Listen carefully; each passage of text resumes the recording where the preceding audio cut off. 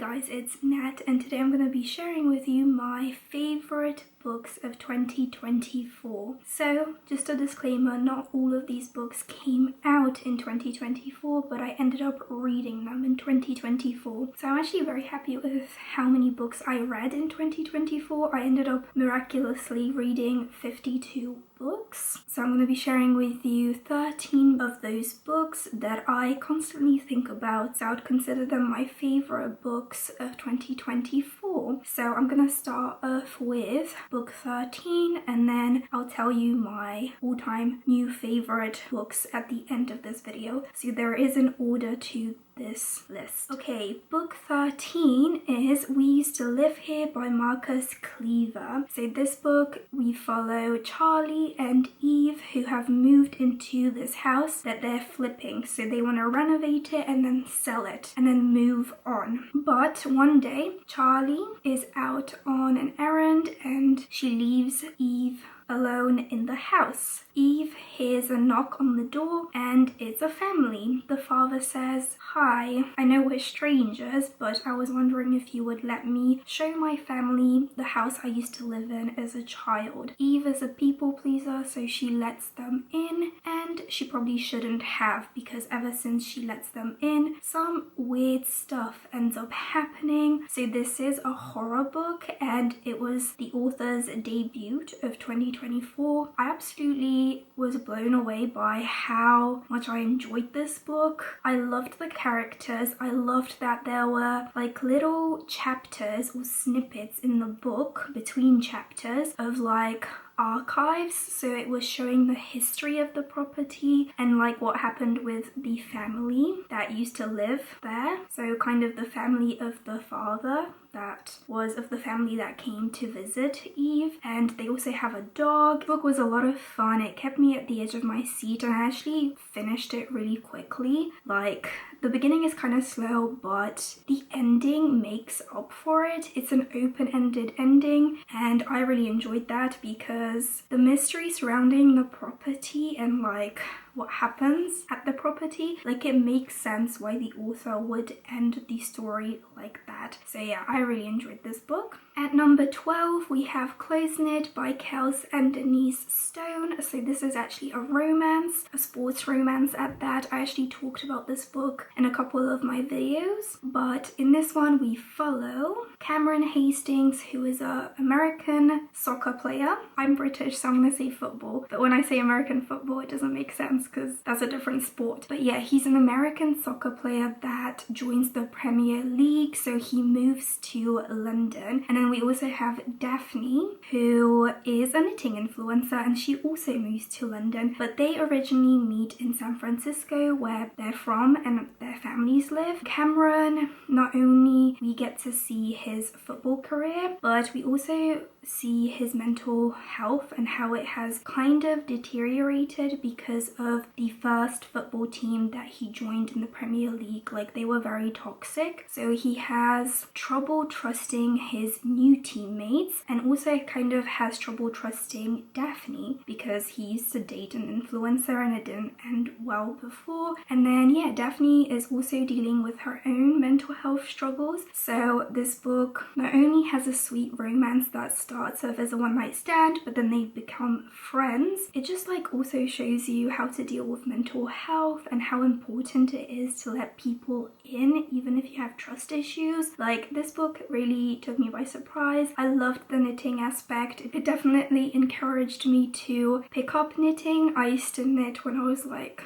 13, 14, or maybe actually younger than that. Yeah, I think I was like below 10. I don't know, but I used to knit before and it has encouraged me to try crocheting and knitting in 2025. And yeah, I just loved seeing Daphne like interact with all the other football players on Cameron's team. And yeah, I'm very excited to read more from Kels and Denise Stone, so of course I had to put this on my list. Number 11 is Face Off by Chelsea Curto. This is the first book in the DC Stars series and we follow Emmy, who is the first woman to join a team in professional hockey. So she's part of the NHL roster. She joins the DC Stars when they're kind of struggling, and when she comes for her first like training session with the captain is Maverick Miller, and he actually doesn't realize that she's a new player because her full name is Emerson, so it kind of sounds like it could be a guy. Plus he didn't really expect a woman to be joining his team. He also didn't prep for this first training with her properly, so they kind of start off on the wrong foot and they kind of like despite each other at first, but then of course they open up to one another. At first they kind of have this thing where it's just like physical, and they keep saying they're doing it because it's helping them win games, but of course Maverick, I think, is the first person to fall hard. And I also love this story because he wears her jersey, he's her #1 fan, and also all the other players on the DC Stars team are like amazing. I loved seeing Emmy, just this fiery redhead that will stop at nothing to pursue her dreams of being a professional hockey player. Like, I really like Chelsea Coulter's writing, and I'm super excited to read more in this series. Yeah, I had to put this book on this list too. Okay, book 10 is actually a non-fiction, and it is How They Broke Britain by James Obrien. So this is a book that I picked up as an audiobook, and it just tells you how every prime minister that we had in England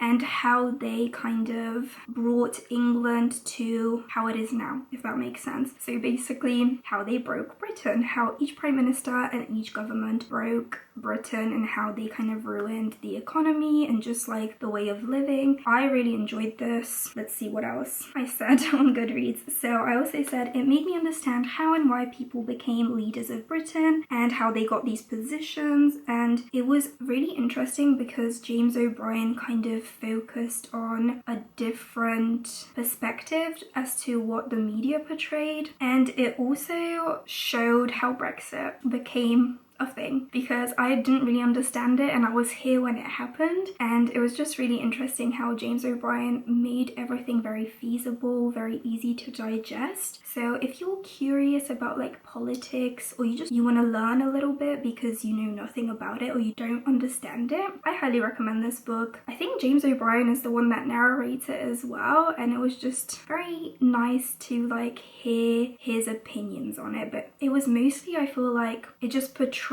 the facts from a different perspective than to what the media did. So yeah, I really enjoyed this. Had to include it in my favorites of 2024. Then we have book number 9, We Were Dreamers by Simu Liu. So this is a memoir, and Simu Liu, I can't say his name, it's really hard, but he recounts like his story from his childhood and his family, because his family were immigrants, and their life in America and how he became Shang-Chi and became a Marvel star. I actually know this actor from Kim's Convenience, and then I was obsessed with Shang-Chi because I thought he did a really good job, but I also really enjoyed seeing the struggles he shared with us about being an immigrant child in America, and like how his parents treated him and what they struggled through. I kind of emigrated to England at the age of 8, so I could actually relate to some of the things that he struggled with, but also I think my parents were kind of like strict, but not as strict as Asian parents, so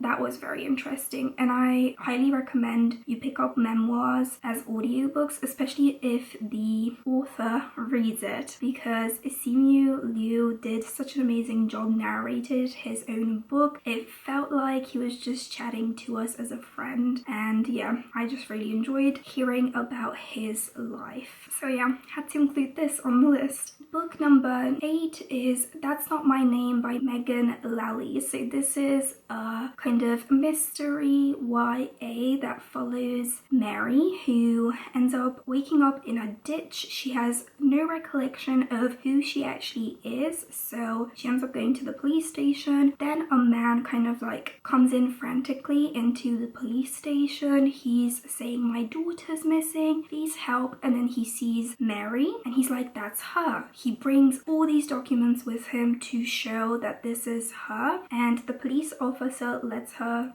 go into the custody of the father, but he also keeps checking in on her because this was a weird case. Like, how can she not remember who she is? And it's also kind of strange that this father like came in at the perfect time. But we not only follow Mary, we also follow Drew, whose girlfriend Lola went missing, and he's trying to uncover what actually happened to her. Like, he's trying to find where his girlfriend is. So we follow these two perspectives, and we kind of realize that maybe Mary might be Lola. I actually really enjoyed this story as an audiobook. Like, it was so fun to listen to it. It was so fast-paced. Megan Lally has very accessible writing as well, but she really makes the stories like very suspenseful, and even though it's a YA, it very much felt very thrillery. I know a lot of people said it was very easy to figure out where the story was gonna go. To me, it wasn't. I had a lot of fun like trying to uncover how the story was gonna end, and I didn't guess the ending exactly, but I was definitely a little bit shocked at how it ended. I don't know, I'm definitely gonna be reading more from Megan Lally because this was her debut, I think, of 2024. Yeah, I love easy to digest thrillers that just keep me at the edge of my seat. So yeah, if you really want to pick up a fast-paced mystery thriller novel that's young adult, pick up That's Not My Name. And Megan Lally is also gonna have another book come out in January, so very excited for that. Hopefully that one also makes it on my favorites list of 2025. Then we have at number 7, Human Acts by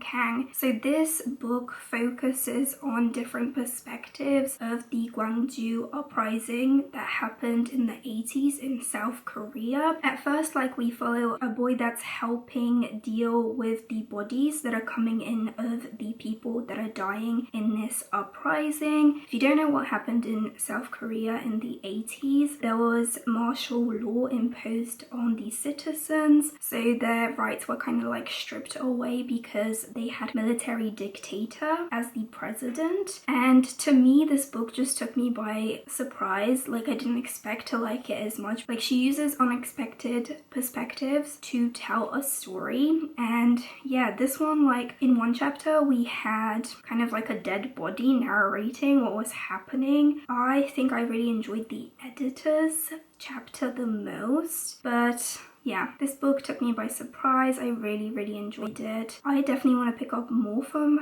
Kang because I know her writing might not be accessible to everyone, but I just feel like her stories always make me think a lot about society and just things that happen. So I had to include Human Acts, and I'm definitely going to be picking up more from this author. Book number 6 is Grass by Keum Gendry Kim. So this is another book that focuses on telling us what happened in South Korea. I did not expect to read as many books kind of about South Korea in 2024 as I did, but in this one we kind of see how comfort women, so women that were imprisoned and became like sexual slaves in the Korean War, and it just focuses on what comfort women went through. Some things were very shocking, like some of them couldn't have kids after the war was over, and then it also focused on how the Japanese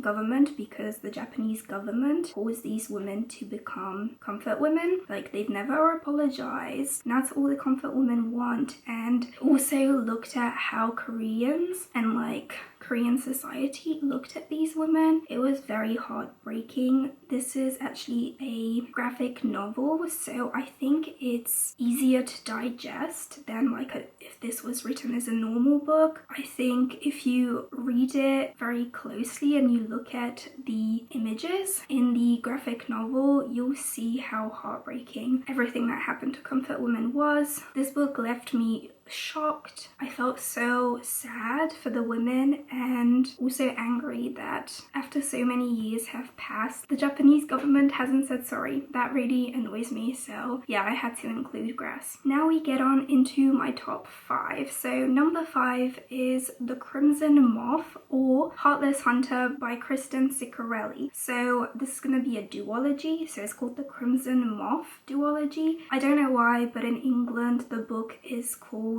Crimson Moth, but I know in America and I think everywhere else it's called Heartless Hunter. So in this one we follow Rune, who is an undercover Crimson Moth. So in this society we have the Crimson Moth, who kind of helps protect witches in this society where witches were overruled, and the Blood Guard usually will punish these witches if they find them now. This is an enemies to lovers story. So Rune, she wants to uncover where Seraphine, one of the witches that was close to her grandmother, is being kept because she got captured, and she thinks that the best way to get information is to strike a match, because in this society, to keep pretending that, to not draw attention to herself and so people don't think that she's the Crimson Moth, she kind of acts like this kind of ditzy socialite, and yeah, she wants to strike a match with Gideon, who is her best friend's brother, and he's also a witch hunter.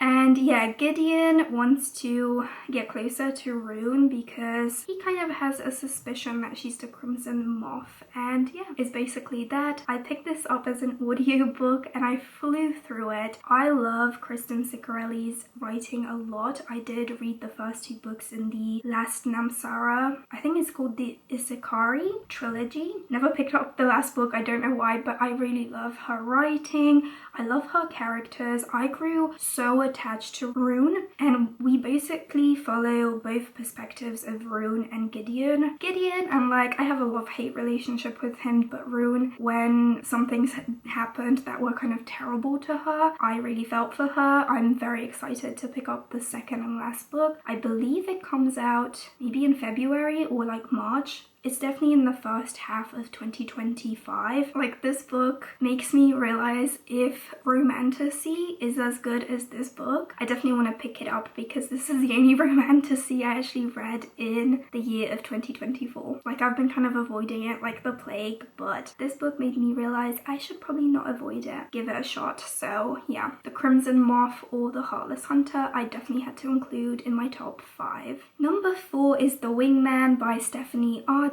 This is the 3rd book in the Vancouver Storm series. So this is kind of a friends to lovers story between Hayden and Darcy. They're one of my favorite couples of 2024. So Darcy has just gotten out of a long-term relationship with her ex. Her ex knew Hayden, and that's how they kind of became friends, but they also have a love of the same romantasy series that first started off as a book series and then got turned into a TV show. So they have a lot in common, but Darcy always saw Hayden as a player, a playboy. So because all she's known is this relationship with her ex, she's kind of like, you know what, I want to try being a player too. And who else would help her than her bestie, Hayden? He's also her roommate, so we have forced proximity. He helps her learn to be a player, but very quickly he realizes, actually no, I don't want to see Darcy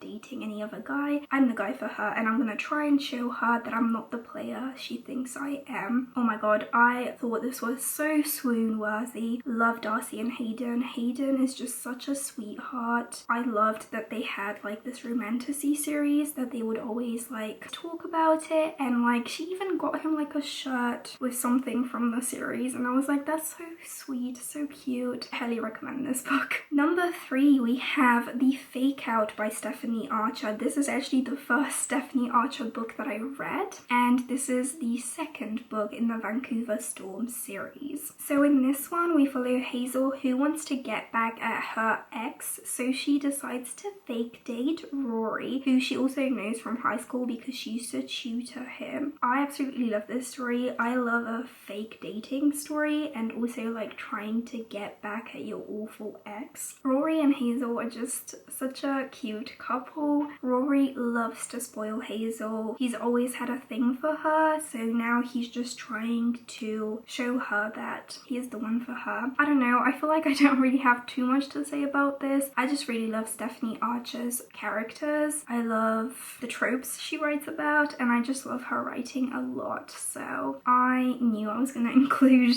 2 books by Stephanie Archer in my top 5. Now, number 2 is Bride by Ali Hazelwood. I have non-stop been thinking about this book since I read it back, I think, in April of 2024. So in this one we follow Misery Lark, who is a vampire, but she doesn't really want to be involved in the politics that come with being a vampire. So most of her life she has been living kind of hidden in the human world until her father comes and he's like, you have to marry the new leader of the wares. So in this world we have humans, we have vampires and wares. In order to keep peace between each of the different species, they kind of give collateral, and usually it's someone very important to the leader of the different species. So of course, because Misery's dad is the leader of the vampires, he's like, here, have my daughter, even though I don't really care about her that much. And yeah, she ends up getting married to Lo, and we find out more about like their bond, and just Misery ends up like learning a lot about the wares, and she sees that they're not as bad as the vampires made them out to be. My god, where do I start with this book? I feel like Ali Hazelwood writes paranormal romance really, really well. She gives us the angst. She definitely gave us the enemies to lovers, fated mates. Like, she just gave it all to us. And especially if you've been missing like reading paranormal, like Twilight, and I don't know what else is very paranormal, maybe like the Vampire Academy series, look no further. Like, pick up Bride if you haven't already, because I feel like Ali Hazelwood should steer kind of away from STEM romances and give us more paranormal. I'm still hoping that there's going to be a second book in this, hopefully, duology, or like I just want a companion book to this book, just following the other characters, because yeah, another thing that Ali Hazelwood did really well in Bride is give us a fantastic set of characters that were just side characters, but I want more. And also any scene where Misery and Lo were like being intimate, I was eating that up. I was like giggling and giddy. I had to put this as number 2. And then my most favorite book of 2024 is Play Along by Liz Tomforde. This is the 4th book in the Windy City series, which is set in Chicago. In this one we follow Kennedy and Isaiah. Isaiah is a baseball player on the Chicago baseball team. Kennedy is the only female member of the team's doctors. She's having to deal with a sexist doctor on her team. Isaiah has fallen for Kennedy since the moment he met her, because he heard her being kind of like sassy and standing up for herself, I think. And he was like, I am digging this woman that will do anything to achieve her dreams. She's quite confident. But at first when he meets her, or like for the first 3-4 years that he has known her, she was engaged. But as soon as he sees that the ring is off her finger, I should say it's this one, as soon as the ring is off her finger, he makes a move. They end up actually getting married in Vegas, and in order for Kennedy not to lose her job, they end up staying married. And what Isaiah is gaining out of that fake marriage is he finally has a shot with Kennedy, and he's gonna do anything he can to show her that he's worthy of her. Oh my god, this story, I was waiting for this because I read the other companion books in this series. So I knew of Isaiah, I knew of Kennedy, I loved them as side characters, and I was like, I don't think Liz Tomforde is gonna mess up their story, and she did not. She served the perfect story. I was blown away at how much I loved it. It was just swoon worthy. I love Isaiah. He's like one of the sweetest male characters I've ever read about. So seeing him get the girl of his dreams, the girl that he has never given up on, even though he thought she was taken, yes, like he was never forceful with her. And even at the end of the story, when we thought that they were maybe gonna break up or something was gonna keep them from being together forever, he was just so understanding. Oh my god, I love a guy that puts the heroine first, but also is just so funny and sweet. Oh my god. So yeah, I had to put Play Along by Liz Tomforde as number 1. So those were my favorite books that I read in 2024. 2024. Let me know if you've read any of these books and what you think of them, as I would love to know. And also let me know your favorite books of 2024, because I want to add more books to my 2025 TBR, even though my to be read shelf is already long enough for 2025. But yeah, I hope you guys enjoyed this video, and I'll see you in my next one. Bye guys.